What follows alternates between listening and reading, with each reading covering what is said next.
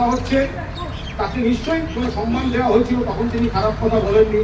তাকে বিজেপিও সাংসদ করেছিল, তখন তিনি খারাপ কথা বলেননি। কিন্তু নেতাজি সুভাষচন্দ্র বসুকে যে পরিমাণে অপমান তিনি করেছেন, তাকে শুধুমাত্র লোক দেখানো, ক্ষমা চাওয়া বা একটা এফআইআর করা নয়, তাকে গ্রেফতার করতে হবে, তাকে সাংসদ পদ খারিজ করতে হবে।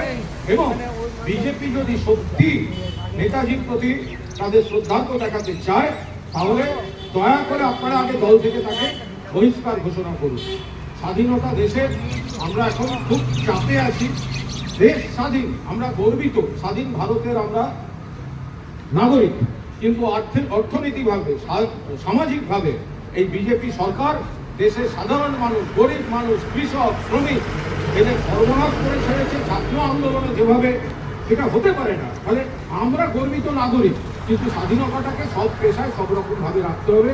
আমরা সকলকে, দেশবাসীকে শুভেচ্ছা জানিয়ে, প্রণাম জানিয়ে, আমরা মমতা বন্দ্যোপাধ্যায়ের নেতৃত্বে সর্বভারতীয় তৃণমূল কংগ্রেস এখানে যারা সবাই আছি বা এখানেও যারা সবাই ছিলেন, একটা পরিবারের মতো লড়াই চালাচ্ছি। চলবে। দেশকে প্রণাম, বীর শহীদদের প্রণাম। ধন্যবাদ।